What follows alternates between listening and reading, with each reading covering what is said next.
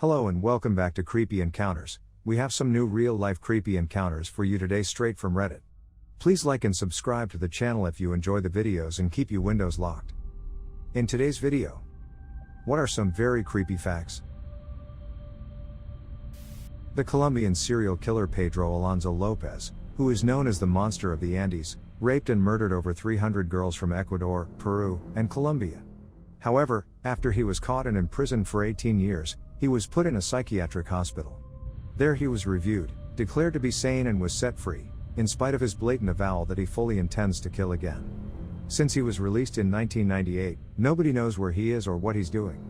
He is supposed to be 71 years old at present. He is known for being the most prolific killer ever. If you get a blood transfusion and get the wrong type of blood, A, B, O, AB, one of the symptoms is a sense of impending doom. There is a genetic disease called fibrodysplasia ossificans progressiva. When tissue is damaged, it is replaced with bone. Growths form underneath their skin and their joints lock solid, so over time those affected slowly become encased in a prison of bone just beneath their own skin. They usually have to choose between sitting or standing up for the rest of their life. By the end of their life they have to drink every meal through a straw and can barely move.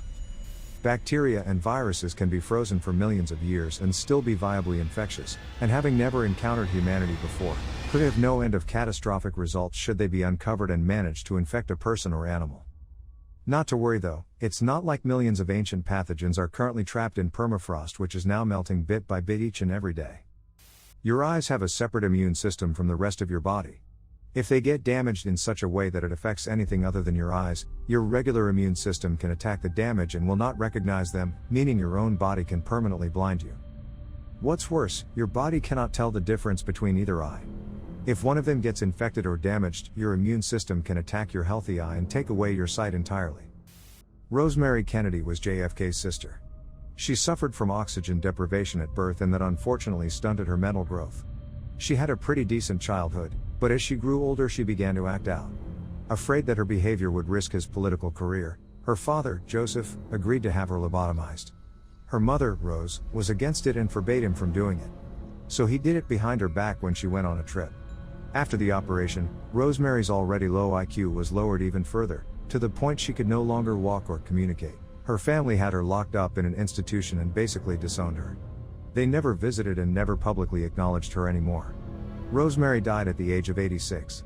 Her mother never forgave her husband for what he had done. Remember that bath salts cannibal guy from a couple years back? He wasn't high on bath salts when he did that. That was just media speculation and bullshit. They only found pot in his system during the autopsy. We still have no idea why he flipped out. The men of the ship Essex, the true event that inspires the story Moby Dick, avoided islands after being shipwrecked for fear of cannibals. The islands were settled and landing there would have brought salvation to the survivors. Ironically, because of this bypass, the men ran out of food and were forced to eat each other for survival. The bottom of Lake Superior is cold enough that the bodies of dead sailors just remain. They don't really decompose because it's at freezing temperatures, so they instead get a coating of adipocere, think that's how it's spelled, which is liquid body fat, hardened around them. Gordon Lightfoot wasn't lying when he wrote "The lake never gives up her dead." A fire whirl can go as big as an EF3 tornado. In 1923, such happened in Japan during an earthquake. The son of a bitch killed 38,000 people in less than 15 minutes. Elmer McCurdy was a failed Old West outlaw. His preserved body was put on display in a traveling carnival, and years later he was eventually assumed to be a mannequin until he was used on set for the TV show The $6 Million Man. His arm accidentally fell off during the shoot, revealing bone and muscle, and that he was a corpse, not a mannequin. After raping his blindfolded victims, the Golden State Killer would be super duper quiet and pretend like he was gone, and right when the poor victims would start to move towards the phone or try to untie themselves, he would scare the fucking shit out of them. Imagine being totally aware of someone performing CPR but you physically can't move or respond.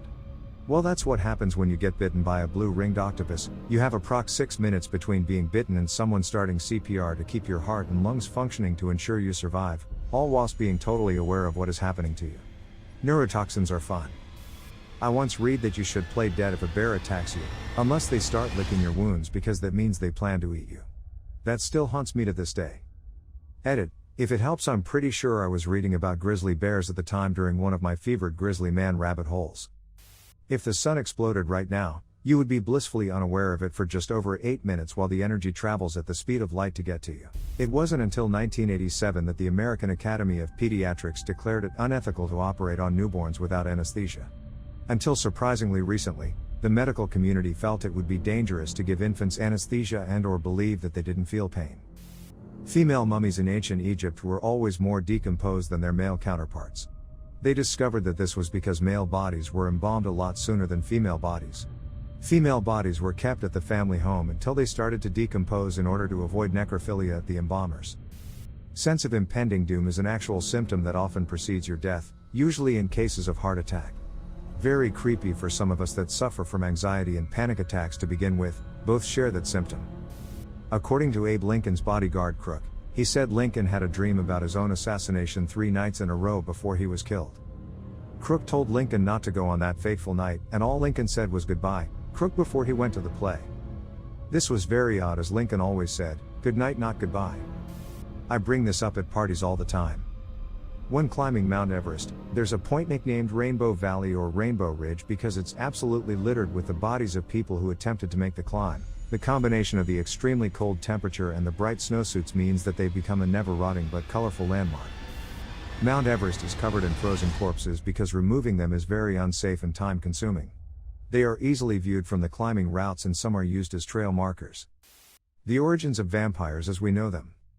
Basically, your body has gas buildup when you die.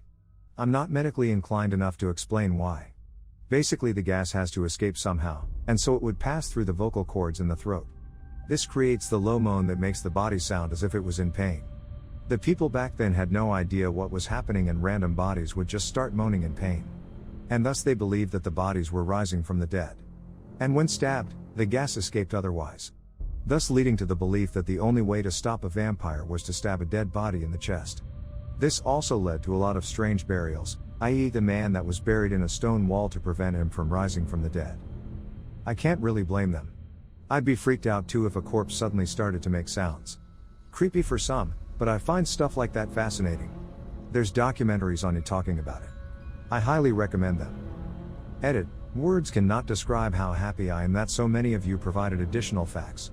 I'm having a blast reading your comments. I don't know much about this topic, and so it's great to have a place where more information and leads are constantly being shared. After getting stung by a cone snail, you don't feel the sting for a little bit. There is no antivenom and it can be lethal. Treatment is basically keeping the victim alive until the venom wears off. Human brains when they dry out smell like cat piss, that stinky ammonia smell. Worked in an ER for 17 years in CT. Had a gunshot to the head come in and a chunk fell onto my shoe and didn't notice. While driving home was like, WTF, did my cat piss in the car or something? Went to take my shoes off and there it was. People don't take their anti-malarial drugs when they travel because they hear bad stories about the side effects and they see native people in the areas living okay without taking pills every day. The truth is, populations native to malaria endemic areas have all passed through pretty intense natural selection for survival, and have a host of genes that prevent them from dying or suffering the other worst effects.